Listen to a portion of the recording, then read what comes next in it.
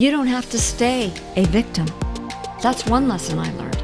I can choose not to stay a victim.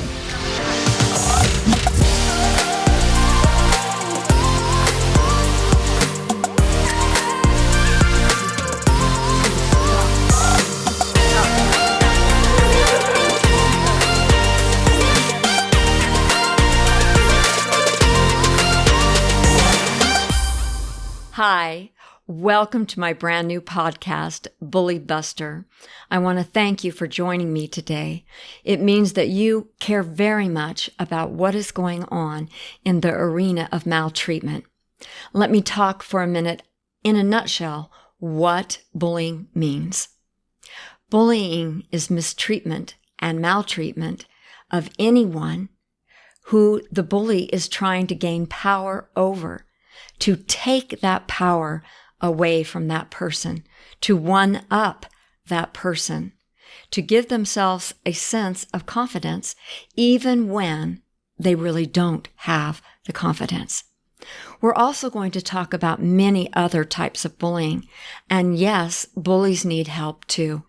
In fact, I had a young girl who came to me and said that she always thought that she was a leader. Her parents brought her to me and said, she's the bully, only she doesn't know it.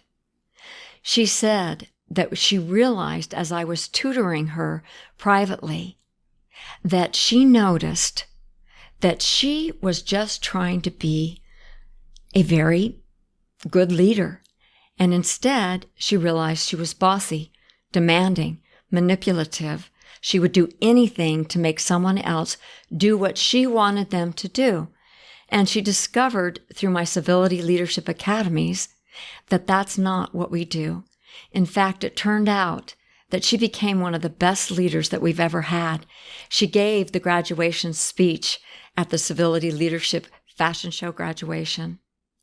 So I am bringing all real stories, current stories, things that are in the news to help you and I have a dialogue about what bullying is and what bullying isn't. Things like bully fatigue, sexual abuse, what it means to have FOMO, anything that is current and in our culture right now. The reason that I'm doing this is because I have a childhood background of sexual abuse by a relative and his friend, and that went on between the ages of 3 and 9 years old. We also moved around a lot. I went to 5 different high schools skipping my junior year, and 3 of those high schools were in my senior year. I became a great big people pleaser. I was in so much pain.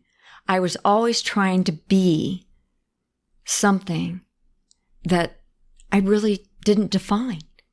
So we will talk about what it means to define yourself before others do, because that's what bullies want to do.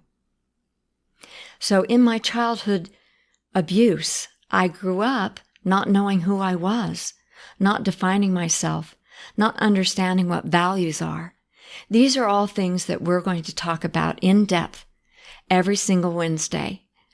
So once I decided that my background was not going to be something that was going to make a victim of me for the rest of my life, because I chose all the wrong men until I chose my husband of 7 years. Choosing all the wrong men was something that I did by being a people pleaser. On my journey of figuring out how to be true to myself, how to accept the facade that I lived in with my family, everything looked great on the outside, but on the inside, there really wasn't a sense of truth. I was always looking for truth. And I know that's what you want, something that your girls can define themselves by. For instance, my 2 top values are forgiveness and gratitude. And we'll go into values as we go around my triangle of triumph. Now, what do I mean by my triangle of triumph? On one side of that triangle is victim. I learned you don't have to stay a victim. That's one lesson I learned. I can choose not to stay a victim. I also learned that you do not cause victimhood. So we'll talk about that at length. There are so many people who say, oh, she just wants to be the victim for attention, to which I say that person needs the right kind of attention. So once you have learned, it is not your fault that you have become a victim. Everybody becomes a victim of something. And you are relentlessly being harmed intentionally by a bully. I teach that you need to learn that you have a choice to choose not to stay a victim. And one of the things that you can do is to report it. Lots of girls don't want to report their victimhood because it becomes worse in many, many cases. In fact, I've had some girls, when I was speaking to the Girls and Boys Club, say to me, I was punished by my parents. I was grounded for reporting bullying to the school. So if that wasn't enough, they didn't have the support of their family, and they also didn't have the support of their friends, many of whom were their friends until they were bullied by them. So we will talk about what it means to choose not to stay a victim, not to be a people pleaser, and to have values. And once you make that choice, you might still be in the grieving process. You have to grieve victimhood, all the stages of what it means to grieve. Being in denial, being angry, bargaining, having depression, until finally you accept it. You might not accept the fact that you were a victim until the end of the triangle, your journey. So in my journey, when I discovered that I could choose not to stay a victim, the second part of the triangle on the other side was survivor. But you know what?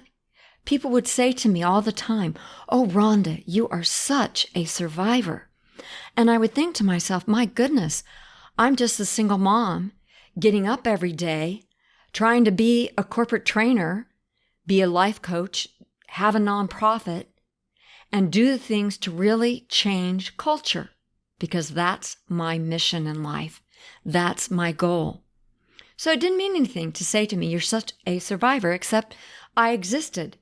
And then I discovered this is the meat and potatoes of my journey.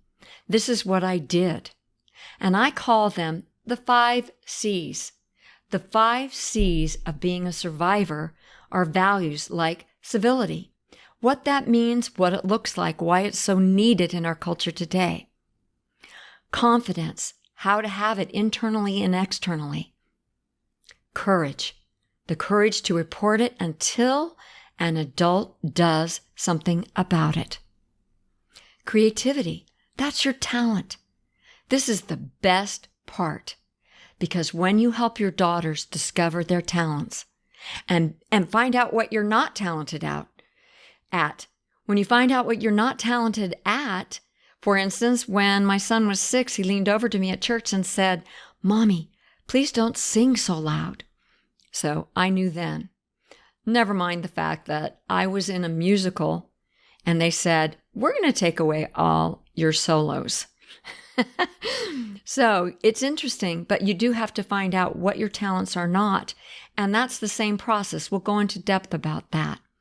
And lastly, communication. Communication is so needed today in this era of social media.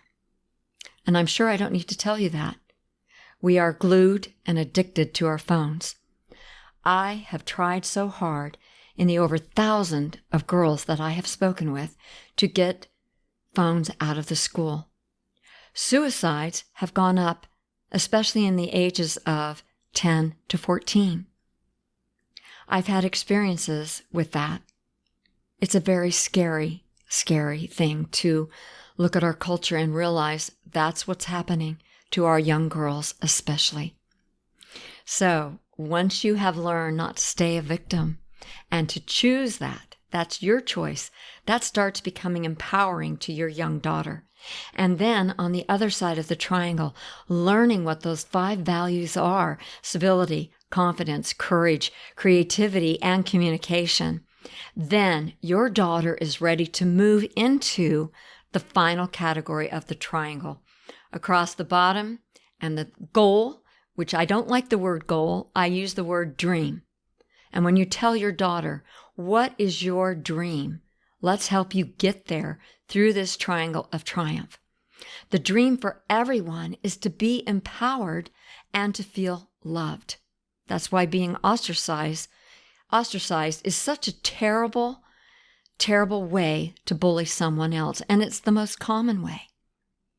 So when your daughter learns that she can be a leader of at least herself, because she understands what her values are, she has learned how to define herself. And when she learns to define herself, she's not going to focus on herself nearly as much.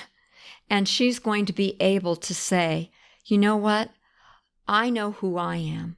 Let me help others define themselves and discover who they are. And in that process of sharing, usually it's a talent, they are providing the two things that matter the most: creating healthy relationships and service. And when I say service, it can be something as small as a smile. So these are the things that are important that we need to have a dialogue about. I'm excited that you joined me today. I want you to know that in addition to this podcast, we are doing a video that will be on YouTube. And joining me in that video for your young girls will be an animated fairy. We're going to be discussing many of the same things that you, moms, and I are going to discuss. But it will come towards your daughters in a very different way, a magical way, a way to discover that there can be so many things that are better in this life. And together, we are going to change culture.